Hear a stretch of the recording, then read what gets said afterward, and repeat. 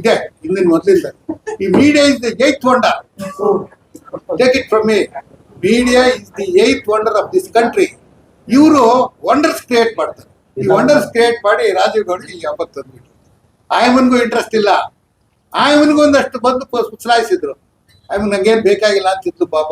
ಏನೋ ಆಗ್ತದೆ ಹೋಗ್ತದೆ ಯಾವಾಗಲೂ ಕೂಡ. ಆತ್ಮ ರಾಜಕೀಯ ಮಾಡೋನು, ನಾನು ಪ್ರಿನ್ಸಿಪಲ್ ಕಮಿಷನರು, ಕ್ಲಾಸ್ 1 ಆಫೀಸರು, ಇದೆಲ್ಲ ಸಹಿಸ್ಕೊಂಡು ಹೋಗ್ಬೇಕು ಅಂತ ಇತ್ತು. ಆದ್ರೆ ನಾವಿದ್ದೀವಲ್ಲ ಈ ರಾಜಕೀಯ ಮಾಡೋರು, ನಾನಲ್ಲ ನಾವಿದ್ದೀವಲ್ಲ, ಇವ್ರು ಆಯ್ತು ಎತ್ಕಟ್ಬಿಟ್ರು, ಓ ಅಂತ ಉಳಿಸ್ಬಿಟ್ರು. ಹಾಗೆ ಹೀಗೆ ವಿವೇಕ್ ಸುಬ್ಬಾರೆಡ್ಡಿ ಇದೇ ತಾಲೂಕಿನವ್ರು, ಅವರು ಕೊತ್ತನೂರು ನಂಜಾರೆಡ್ಡಿ ಮೊಮ್ಮಗ. ಆದ್ರೂ ಕೂಡ ಈ ಊರು ನೋಡಕ್ಕೆ ಬಂದ್ರು, ಆರ್ಗ್ಯುಮೆಂಟ್ ಮಾಡಕ್ಕೆ. ಇದಾಗಿರೋದೆಲ್ಲ ಅದೇ ರೀತಿ, ಏನಿಲ್ಲ. ನಿಮ್ಗೂ ಗೊತ್ತಿರುತ್ತೆ, ನೀವು ಹೇಳಲ್ಲ, ಅದನ್ನು ಹೇಳ್ಬೇಕು ನೀವು, ಅಲ್ವೇನ್ರಿ?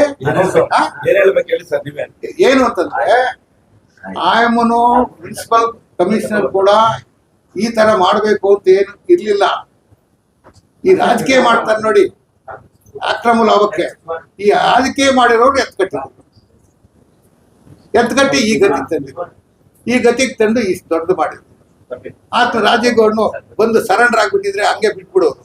ನಾವು ಬಂದೆ ಬಿಡ್ರೆ ನೀವು, ಇದು ಆಫ್ಟರ್ ಆಲ್ ಏನಿದೆ ನಾನ್ ಬೈಲಬಲ್ ಒಂದು ಸೆಕ್ಷನ್ ಅಷ್ಟೇ, ಅದಕ್ಕೆ ಬಿಡಬೇಕು ಅಂತಿದೆ. ಆ ಸೆಕ್ಷನ್ ಹಾಕೋಂಗಿಲ್ಲ ಅಂತ ಜಡ್ಜ್ಮೆಂಟ್ಸ್ ಇದೆ ಅಂತ ಕೊಟ್ಟಿದ್ರೆ ಬಿಟ್ಬಿಟ್ರು.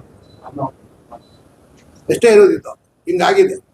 ನಿಮ್ಗೂ ರಾಜೇಗೌಡ ಚೆನ್ನಾಗಿ ಗೊತ್ತು, ಇನ್ನೊಬ್ಬ ಗೌಡ ಗೊತ್ತು, ಇನ್ನೊಬ್ಬ ರೆಡ್ಡಿನೂ ಗೊತ್ತು, ಎಲ್ಲ ಗೊತ್ತು. ಯಾರು ಸ್ವಭಾವ ಹೆಂಗಿದೆ ಅಂತ ಗೊತ್ತು. ನನಗೆ ಫೋನ್ ಮಾಡಿದ್ದ, ಏನಪ್ಪ ನೀವು ಯಾವಾಗಲೂ ಈ ತರ ಮಾತಾಡಲ್ವೇ, ಹಿಂಗಾಗ್ಬಿಟ್ಟಿದೆ ಅಂದ್ರೆ ಏನಂತಾರೆ ಕೆಲಸ. ಅಷ್ಟೊತ್ತು ಕೇಸ್ ರಿಜಿಸ್ಟರ್ ಆಗಿರ್ಲಿಲ್ಲ. ಅಷ್ಟೊತ್ತಿಗೆ ಕೇಸ್ ರಿಜಿಸ್ಟರ್ ಆಗಿಲ್ಲ. ಕೇಸ್ ರಿಜಿಸ್ಟರ್ ಆಗಿರೋದು ಸಾಯಂಕಾಲ ಅಲ್ವಾ? ಇನ್ಸಿಡೆಂಟ್ ಆಗಿರೋದು ಮೊದಲ ದಿವಸ, ಕೇಸ್ ರಿಜಿಸ್ಟರ್ ಮಾರನೇ ದಿವಸ. ಅದಕ್ಕೆ ಒಂದು 10 ಜನ ತಗೊಂಡು ಬಂದು ಮಾಡಿಸಿದ್ರು. ಇದು ದೊಡ್ಡದಾಯ್ತು. ನೋಡೋಣ ಮುಂದೆ ಏನೇನಾಗುತ್ತೆ ನೋಡಿ, ಹೇಳಕ್ಕಾಗ. ಅದರಿಂದ ಇದನ್ನ ಮೀಡಿಯಾದವರು ರಿವರ್ಸ್ ಬರಿಬೇಕು. ಇವಾಗ ರಿವರ್ಸ್ ಬರೆದು ರಾಜೀವ್ ಗೌಡ ಇನ್ನೋಸೆಂಟ್, ಒಳ ಮುಕ್ತ, ಒಳ್ಳೆ ಮನುಷ್ಯ, ಅವ್ರು ರಾಜಕೀಯ ಏನಾದ್ರು ಮಾಡ್ಕೊಂಡು ಹೋಗ್ಲಿ, ನಮ್ಗೆ ಬೇಕಾಗಿಲ್ಲ ಅಂತ ಲಾಯರ್ ಹೇಳಿದ್ದಾರೆ. ಆದ್ರಿಂದ ನೀವು ಅವ್ರನ್ನ ಕ್ಷಮಿಸ್ಬೇಕು. ಈ ಪೊಲೀಸ್ನವ್ರಿಗೆ ಹೇಳಿರಿ, ಬಿ ರಿಪೋರ್ಟ್ ಹಾಕ್ರೆ ಏನಾಗುತ್ತೆ ಅಂತ ಹೇಳ್ರಿ. ನೀವು ಬಿ ರಿಪೋರ್ಟ್ ಹಾಕ್ರಿ, ಏನಾಗುತ್ತೆ ಅವತ್ತು ನಾವು ಕೋರ್ಟಲ್ಲಿ ಪಾಸ್ ಮಾಡಿಸ್ತೀವಿ.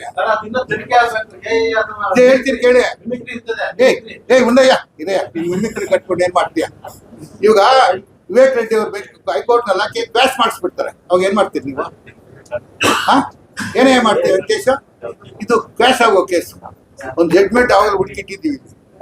ಇದು ಸರ್, ಶಿಡ್ಲಘಟ್ಟದಲ್ಲಿ ಹಿಂದೆಂದು ನ್ಯಾಯಾಲಯದಲ್ಲಿ ಮೀಡಿಯಾ ಇಂಟರ್ಫಿಯರ್ ಆಗಿರ್ಲಿಲ್ಲ. ಕೋರ್ಟ್ ಬಂದು ಈ ರೀತಿ ಒಂದು ಇನ್ಸಿಡೆಂಟ್ ಆದಾಗ ತಾವು ಇದುವರೆಗೂ ನಿಮ್ಮ ಅನುಭವದಲ್ಲಿ ಇಂಥ ಕೇಸ್ ನೋಡಿದ್ರ? ಅಲ್ಲ, ಇಂಥ ಕೇಸ್ ನೂರಾರು ಸಾವಿರಾರು ನೋಡಿದ್ದೀನಿ.